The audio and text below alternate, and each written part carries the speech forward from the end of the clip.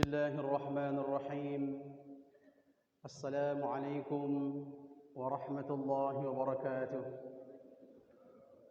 الحمد لله نحمده ونستعينه ونستغفره ونعوذ بالله من شرور أنفسنا ومن سيئات أعمالنا.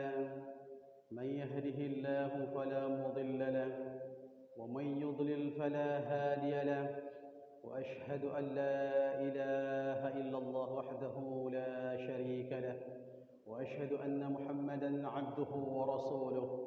اللهم صل وسلم وبارك على سيدنا محمد وعلى آله وأصحابه وقرابته أجمعين، أما بعد. Ma'asyiral muslimin muslimat rahimakumullah, jamaah subuh yang dimuliakan Allah Rabbul Alamin, para imam masjid, muadzin dan bilal, alim ulama, masyayikh, asatidah, guru-guru kami sekalian, seluruh jajaran daripada pimpinan desa kita, seluruh unsur BKM masjid kita, orang tuaku, abu, umi, ibunda, kakak, abang, adik yang berbahagia. Sambil kita berniat i'tikaf di rumah Allah, marilah sama-sama kita belajar kembali, memahami dan mengingat-ingat tentang perjalanan para nabi dan rasul yang Allah sebutkan dalam Al-Quranul Karim. Semoga semua ini menjadi pelajaran i'tibar dalam kehidupan kita sehari-hari, bahawa sesungguhnya bukan hanya manusia biasa yang Allah uji dalam kehidupannya, akan tetapi suri tauladan, pelajaran terindah yang diabadikan Allah Jalla wa'ala di dalam Quran yang mulia ini. Sehingga kita lihatlah dalam proses perjalanan hidup ini, musibah apa yang sedang Allah uji untuk kita. Kita lihat dan ingat-ingat kembali, ternyata ujian yang sedang aku hadapi sekarang ini pernah diuji Allah Subhanahu wa taala ribuan tahun sebelumnya kepada nabi ini, kepada rasul itu. Itulah pelajaran terindah sesungguhnya Al-Quran menjabarkannya untuk kita. Sebab kalau memang tidak ada fungsi dan faedah, untuk apa Allah sebutkan semuanya di dalam Al-Quran? Kalau memang hanya Nabi Adam diutus untuk umat yang ada keturunan ketika itu, yang baru saja lahir dan berkembang, maka sesungguhnya tidak mungkin Al-Quranul Karim memasukkan segala sesuatu kecuali itu adalah memberi pelajaran, memberi kita suri tauladan, dan yang terpenting adalah menyelamatkan diri kita daripada azab akhirat. Ke situ arah dan tujuannya. Sebab semuanya membawa la ilaha illallah Muhammad Rasulullah. Itulah nabi yang terakhir, tujuan daripada segalanya. Ma'asyiral muslimin muslimat rahimakumullah, jamaah subuh yang dimuliakan Allah Rabbul Alamin. Pada subuh ini kita melanjutkan perjalanan daripada Nabi Dzulkifli alaihi salam. Masih kita bawa ayat sebelumnya. Bismillahirrahmanirrahim. Qala Allah Ta'ala fi kitabihil karim, wadhkur Ismaila wal Yasa' wa dzal kifli wa kullum minal akhyar. Dan ingatlah pelajaran yang kami abadikan di dalam Al-Quranul Karim tentang kisah Nabi Ismail, tentang kisah Nabi Yasa', dan juga tentang kisah Nabi Dzulkifli. Semua mereka itu adalah orang-orang pilihan, orang-orang yang baik. Surat Sad ayat 48. Kita kepada surat Al-Anbiya ayat 85-86. Bismillahirrahmanirrahim. Wa Ismaila wa Idrisa wa dzal kifli kullum minas sabirin wa adkhalnahum fi rahmatina innahum minas salihin atau kama qala Allah. Dan ingat, masih Allah ulang lagi tentang kisah pelajaran terbaik daripada Nabi Ismail alaihissalam. Ismail ini inti nanti tujuannya adalah kepada Nabi Muhammad sallallahu alaihi wasallam. Ingat tentang Ismail dan Nabi Idris dan Nabi Dzulkifli. Semua mereka itu orang-orang yang sabar. Sabar berat. Sampai kapan saya sabar wahai Allah? Sampai umurmu diambil oleh Allah Subhanahu wa taala. Maka sabar itu adalah unlimited. Tanpa batas sabar itu kalau masih kita ada ruh dan nyawa dalam tubuh kita. Oh, berat sekali. Memang berat sabar itu. Sebab pun dibalas Allah dari kesabaran syurga yang Allah janjikan luasnya langit dan bumi. 7 lapis langit, 7 lapis bumi, Allah hamparkan semua yang 7 lapis itu. Sekarang ke bawah bumi itu lapisannya. Kalau langit ke atas lapisannya. Tapi Allah bisa hamparkan itu atas kekuasaannya. Bagaimanalah luasnya. Itu dia untuk orang-orang bersabar. Maka para nabi dan rasul bersabar. Zulham sabar. Kadang-kadang loss juga. Kadang-kadang hilang juga kesabaran. Itulah kita terus melatih. Yang berat itu dilatih pelan-pelan. Tidak ada yang instan, apalagi urusan dengan sabar ini. Sahabat ada juga yang marah karena melihat tingkah laku umat setelah Rasulullah meninggal. Mereka lihat geram, melihat perubahan tauhid dan akidah para sahabat-sahabat lainnya. Sebagian, tak semua. Maka muncullah Musailamah Al-Kadzab dan nabi-nabi palsu lainnya. Bahkan sampai sekarang pun masih doyan ada mengaku sebagai nabi dan rasul. Bayangkanlah seperti itu yang ribuan tahun sudah jauh kita dari fase nabi-nabi sebelumnya dan fase masa Nabi Muhammad sallallahu alaihi wasallam. Inilah pesannya kesabaran. Kalau kita sabar, di samping Allah janjikan nanti syurga itu tanpa batas. Bahkan Allah tidak akan hisab orang-orang yang sabar lagi takwa. Yang terpenting lagi adalah wa adkhalnahum fi rahmatina innahum minas salihin. Kalau sudah sabar, perlulah jaga kesalehan, ketakwaan. Mana yang dilarang, mana yang diperintah senantiasa kita jaga itu. Supaya masuk dalam kategori innahum minas salihin. Saleh. Agar kita dekat dengan Allah itu senantiasa adalah dengan caranya sabar. Kita lihat Allah katakan lagi ista'inu bis sabri was salah. Mohonlah perlindungan, permintaan, naungan kepada Allah, bantuan dari Allah. Caranya dengan sabar dulu, wassalah, dan juga salat. Maka orang yang jaga salat itu orang yang sabar. Tahu kapan waktu bersama Allah, waktu fardu khususnya. Sabar dia atur itu, dia tunggu. Dari jadwal satu fardu waktu salat kepada satu fardu waktu salat yang lain, itulah orang-orang yang sabar. Lihat, tadi kita bahas dalam surat Al-Anbiya dan surat Sad. Allah katakan, lihat Nabi dan Rasul itu kunci suksesnya dalam dakwah sabar.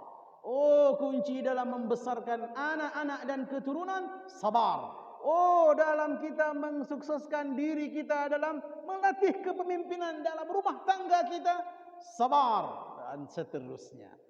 Lihat, itulah dia hebatnya fungsi sabar. Lihat nabi-nabiku, rasul-rasulku, kata Allah, mereka orang sabar lagi saleh. Sehingga Allah perintah untuk kita dalam surat Al-Baqarah, ista'inu bis sabri was salah. Sabar dulu. Kalau enggak sabar, enggak akan terjaga salat itu. Enggak akan terlangkahkan kedua kaki ini menuju rumah Allah untuk sholat subuh misalnya. Tapi karena ada kesabaran tadi, sabar aku ya Allah. Maka dengan kesabaran ini aku langkahkan kakiku ke rumahmu. Dan ku tambah lagi duduk aku barang setengah jam kurang lebih zikir. Serta aku mendengar ilmumu dalam majlis ilmu. Inilah yang dilakukan sahabat. Sahabat itu super sibuk. Investasi mereka itu triliun. Tapi hebatnya dengan kesibukan triliunan mereka, mereka itu berlomba-lomba menghadiri majlis Nabi Muhammad sallallahu alaihi wasallam. Mereka bahkan pesan kepada kawannya, aku hari ini keluar kota, hijrah akan dagang di daerah Syam. Tolong nanti khabari aku ilmu apa beberapa hari ini dan apa yang terbaik yang Nabi berikan untuk kita selaku umat Islam dari hadis-hadisnya. Kabari kami, ajari kami kembali supaya kami tidak ketinggalan ilmu yang merupakan kunci masuk syurga dan kunci bahagia di dunia. Keduanya ilmu. Man arada dunya fa'alaihi bil ilmi. Barang siapa mau kejar sukses di dunia. Nabi tak bilang kaya. Masalah kaya miskin relatif. Yang penting kalau mau tak lapar di dunia, fa'alaihi bil ilmi. Baginya untuk tuntut ilmu. Barang siapa wa man arada al akhirata fa'alaihi bil ilmi. Mau akhirat, mau dapat syurga yang luas tadi, langit dan bumi, mau Allah memberi privilege, keistimewaan bagi dia, itulah kejar juga ilmu. Wa man aradahuma, barang siapa ingin bahagia dunia dan akhirat, fa'alaihi bil ilmi, tentulah juga dengan ilmu. Itulah kita kalau bisa menjadi orang milioner di dunia, tapi juga harus menjadi milioner di akhirat. Itulah orang-orang yang berhasil. Jangan sudah kita saqiyun tidak bahagia di dunia, saqiyun pula tak bahagia di akhirat. Ini celaka dan ini terlaknat orangnya. Sehingga begitulah kata Nabi bahwa sesungguhnya dunia ini adalah jannatul kuffar, syurganya bagi orang-orang kafir. Janganlah kita heran kita lihat mereka, oh si fulan memiliki aset sekian triliun dolar. Oh si fulan orang pertama terkaya di dunia. Biarkan saja. Biarkan saja. Kita pun bisa seperti itu. Tapi yang halal, yang Nabi garis-garis batasi wilayah mana yang hak dan yang mana batil dalam kita mengejar dunia ini.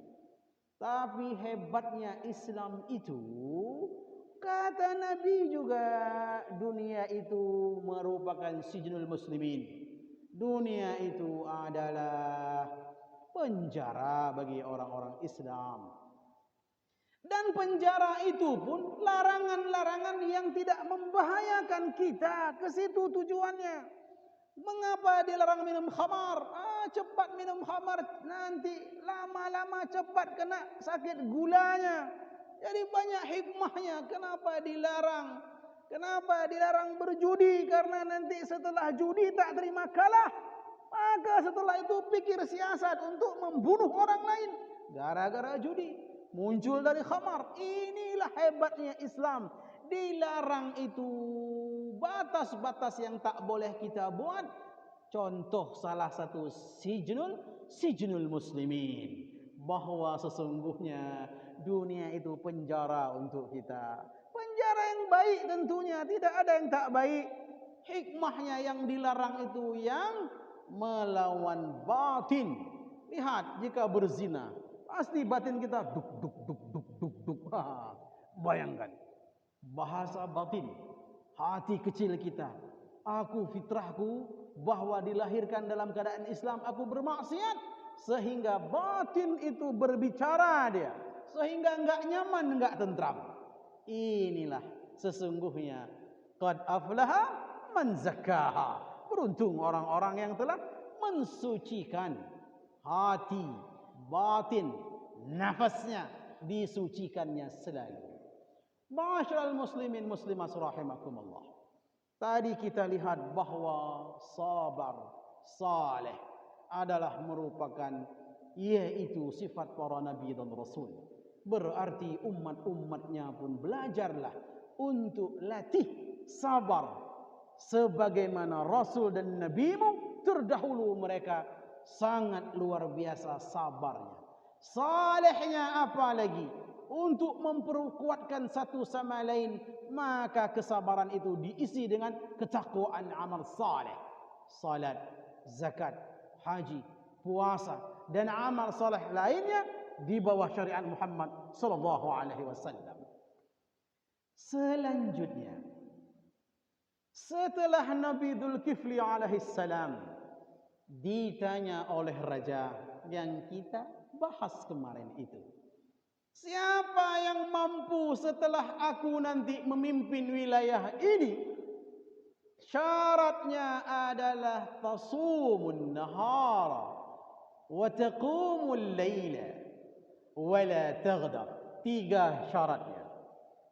Syarat pertama adalah puasa di siang hari.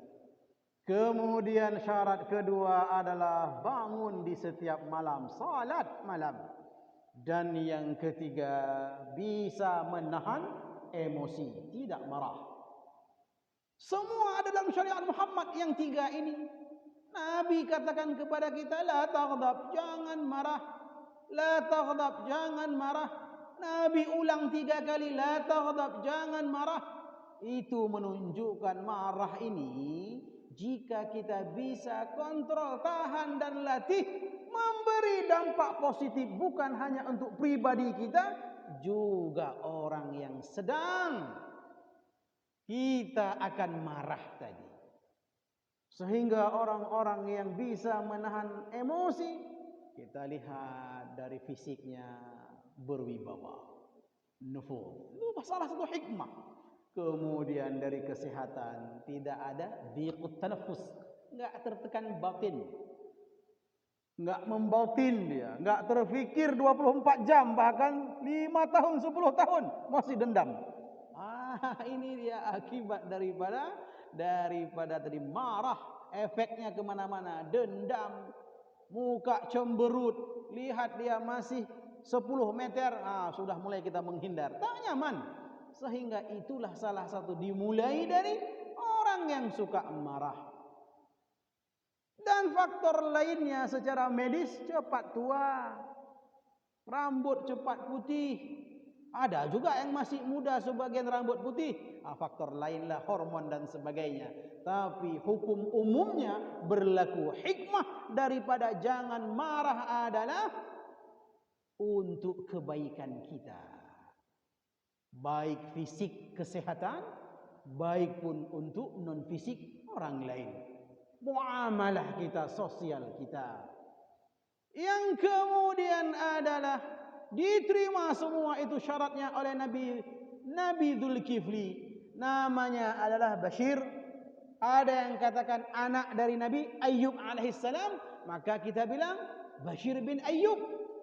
Sehingga setelah dia terima itu, dijulukilah dalam satu wilayah itu, inilah Dzulkifli, orang yang siap memikul tanggung jawab yang besar, yang lezat tentunya, yaitu salat malam, berpuasa setiap hari, dan tidak boleh marah, menahan emosi.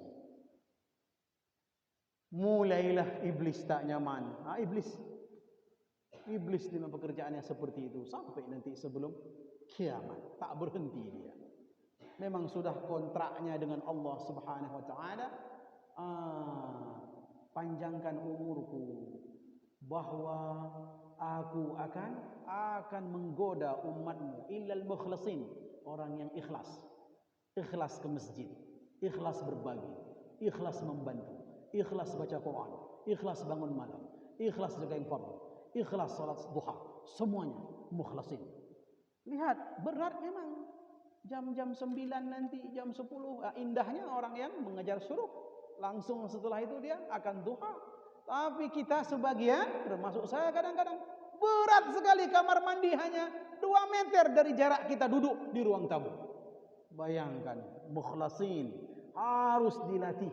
Mukhlasin harus diraih. Mukhlasin harus dengan azmah, kemauan yang besar dan kuat. Padahal hanya 2 rakaat, tapi beratnya minta ampun kalau urusan mukhlasin. Inilah cara, strategi masuknya syaitan. Tahu dia, ini malasnya ini. Malas tahu dia, gampang sekali. Tapi bagi orang-orang yang disebutkan tadi ikhlas, ikhlas untuk Allah, payah syaitan itu masuk, akses kepada batin dan jiwa kita. Sehingga hanya orang-orang yang mukhlas itu yang mampu dia istiqamah, dan yang sangat payah bisa dibisiki oleh syaitan yang memang dia mohon kepada Allah untuk diberi waktu yang panjang supaya digodanyalah umat-umat ini supaya banyak nanti penduduk bersamanya di dalam neraka. Padahal di dalam neraka pun kita tidak satu kapling dengan iblis itu, beda-beda kaplingnya. Tapi bayangkanlah tujuannya sangat besar untuk menjerumuskan umat Muhammad SAW dan umat-umat terdahulu tentunya. Sehingga Nabi Dzulkifli didatangi oleh iblis. Iblis dalam bentuk Syekhun Kabir, dalam bentuk rupa yang tua. Syekhun banyak artinya. Syekh, kita panggil seseorang yang muda syekh, bukanlah makna tua. Kita hargai dengan ilmu dia, intelektualitas dia. Itu dia. Syekh, kita hargai dia orang tua. Syekh, kita anggap dia orang yang memiliki skill tertentu, sehingga dia disebut, kalau di Arab itu dipanggil syekh. Tidak harus orang tua. Tapi dalam kondisi ini, bahwa iblis menyerupai syekh, orang yang tua renta, sehingga dia datanglah ke istana Nabi Dzulkifli alaihissalam. Datang di waktu siang, tepatnya waktu istirahat Nabi Dzulkifli. Dilayani oleh Nabi Dzulkifli. Bahwa ada hal apa gerangan wahai Syekh Kabir? Dijawablah oleh Syekh ini yang tidak lain merupakan iblis. Dia jawab, di kampungku aku dizalimi, hartaku dirampas. Tahu Nabi Dzulkifli karena bagian kampung itu wilayahnya juga. Setahu dia makmur wilayah itu. Orangnya semuanya punya properti. Maka ada hal keanehan, tapi justru itulah harus sabar. Kemudian tak boleh marah. Nabi Dzulkifli menjawab, wahai Syekh, besok datanglah ke tempat majlisku setelah asar. Datanglah ke situ. Karena Nabi Dzulkifli bukan hanya saja sebagai raja, tapi sebagai hakim yang memutuskan perkara manusia ketika itu jika bertikai. Dan juga ada halaqah seperti ini, syiar tauhid kepada Allah di bawah risalah Nabi Dzulkifli alaihissalam. Ditunggulah esoknya waktu siang hari oleh Nabi Dzulkifli, asar oleh Nabi Dzulkifli. Tak datang dia. Maka pulanglah Nabi Dzulkifli seperti biasa aktivitas. Tapi keesokan harinya di siang hari datang lagi syekh tua ini, mengakui dan menyampaikan hal yang sama. Disampaikan kembali oleh Nabi Dzulkifli, mengapa kemarin sore saya tunggu tak datang di majelis saya? Maka kata Nabi Dzulkifli, besok siang datang lagi. Bukan besok siang, nanti sore. Karena itu kejadian siang hari. Ditunggu lagi, tak datang juga. Sehingga Nabi Dzulkifli berpesan, jika nanti esok siang ada seorang tua renta yang datang menggedor pintuku, dilarang saja. Sampaikan untuk jumpa denganku di majlis setelah asar. Tapi ternyata benar. Di hari ketiganya datanglah syekh itu lagi waktu siang. Sehingga kata penjaga istana itu, ada sebagian dalam buku tarikh keluarganya menghalau pesan daripada Nabi Dzulkifli datang nanti ke majlisnya setelah asar. Tapi itulah karena tadi iblis, dia bisa berbentuk dalam hal apapun, tasyabbuh, kecuali dia tidak bisa menyerupai Nabi dan Rasul. Dilihatnya lah ada celah untuk masuk yang kecil, mungkin lubang lah, dia masuklah dari situ. Sudah berada di depan Nabi Dzulkifli, sudah berada di dalam kamar, si iblis ini menggedor lagi pintu kamar Nabi Dzulkifli dari dalam, bukan dari luar, dari dalam gedornya. Tersentak Nabi yang mulia ini sehingga dia tahu, baru tahu dia, ya adu Allah, wahai musuh Allah. Iblis, musuh Allah itu musuh kita, bukan hanya musuh Allah saja. Kalau sudah aduullah, aduuna, musuh Allah, musuh kita berarti. Itu dia. Sehingga apa gerangan maumu? Dia jawab, saya ambil waktu 5 menit lagi. Dia jawab, aku melihatmu dan ingin mengujimu. Pertama, kalau kita lah berjanji sudah tunggu sekian jam tak datang, hari pertama kita maafkan, ini sesama kita. Besok begitu lagi janji tak datang, sudah mulai, udah geram kita, udah gemas kita, udah mulai. Ini yang akan coba diuji oleh iblis.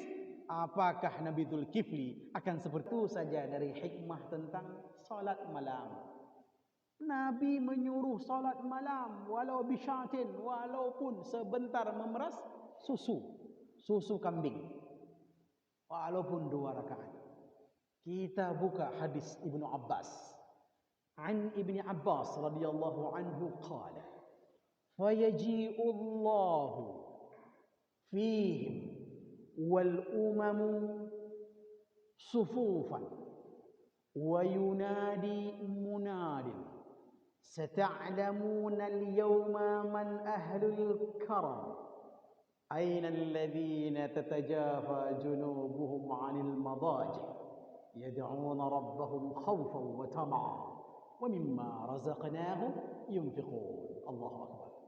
Hadis terkombinasi dengan surat As-Sajdah ayat 16. Nanti ummiku, abu-abuku sekalian, waktu Allah itu mulai muncul. Memang Allah ada terus, tapi itulah protokoler akhiratnya. Allah akan tiba nanti di mahsyar, dan kondisi kita dalam keadaan bersaf-saf. Nanti ada malaikat yang mengumandangkan, kalian semuanya sebentar lagi akan tahu siapa orang salah satu golongan yang paling mulia. Maka disambunglah lagi oleh malaikat ini, dia akan berucap, didengar semua oleh satu alam mahsyar itu panggilan suara ini. Aina alladhi tatajafa junubuhum 'anil madaji'. Mana mereka dulu orang di dunia setiap malam mau lambungnya meninggalkan kasur empuknya. Dia salat malam berdoa antara harap cemas dan memohon kepada Allah. Kemudian mereka juga orang-orang ini menginfakkan sebagian daripada hartanya. Fayaqumuna fayasrahuna ilal jannah. Begitu sudah muncul pengumuman ini, iman solat malam kita tegak sendiri, mereka disuruh masuk oleh Allah ke dalam syurga tanpa hisab. Tak dihisab orang solat malam. Allahu Akbar. Lihat. Kita masuk lagi dalam surat Al-Furqan ayat 64. وَالَّذِينَ يَبِيتُونَ لِرَبِّهِمْ سُجَّدًا وَقِيَامًا. Allahu Akbar.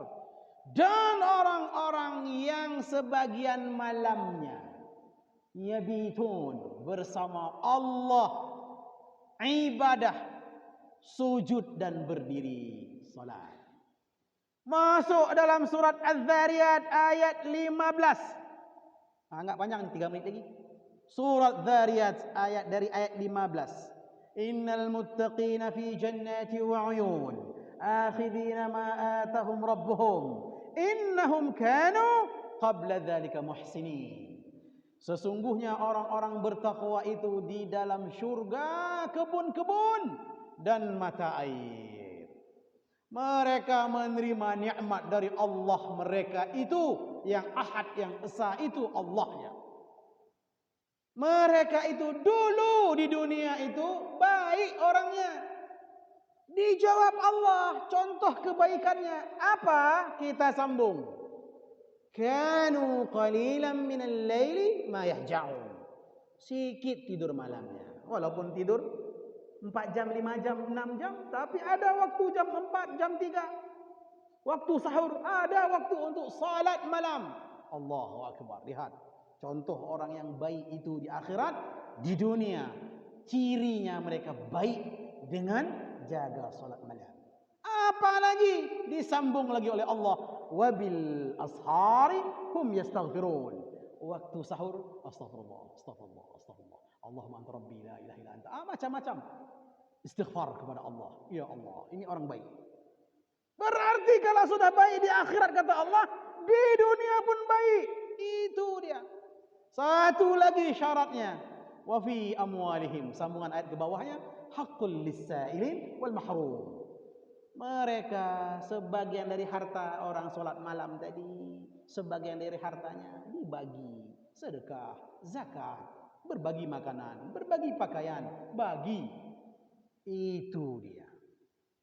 Kita ambil satu lagi dalam surat Al-Isra ayat 7-9. Allah katakan di situ, wa minal laili fatahajjad bihi nafilatan lak asa an yab'athak rabbuka maqaman mahmuda. Dan dari sebagian malam bangunlah, tahajudlah sebagai amalan tambahan buat kita. Semoga Allah akan mengutus kita nanti pada tempat yang terpuji. Apa lagi kurang? Baca lagi surat Muzammil, lengkaplah di situ. Lengkap, ya ayyuhal muzammil qumil laila illa qalila, dan seterusnya. Allahu Akbar. Kenapa banyak tentang salat ini? Sebab para nabi dan rasul semua menjaga salat ini.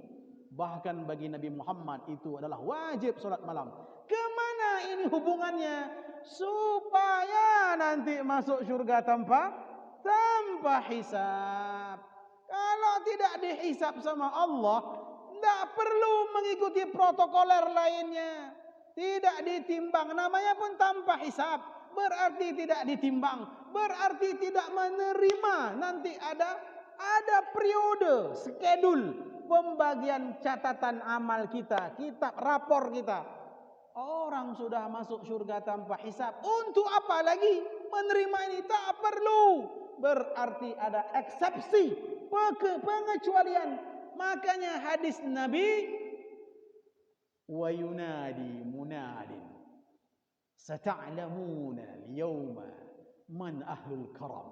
Sebentar lagi kalian di mahsyar ini akan tahu golongan mana yang mulia di sisi Allah. Ya Allah ya Karim. Itu salah satu. Panjang hadis Ibnu Abbas ini, ada lagi nanti yang lain. Ini untuk mengkaitkan tentang bagaimana Nabi kita Dzulkifli alaihissalam, mengapa hubungannya salat, puasa dan juga menahan emosi. Demikian kajian kita. Subhanakallah wa bihamdik, asyhadu an la ilaha illa anta, astaghfiruka wa atubu ilaik. Assalamualaikum warahmatullahi wabarakatuh.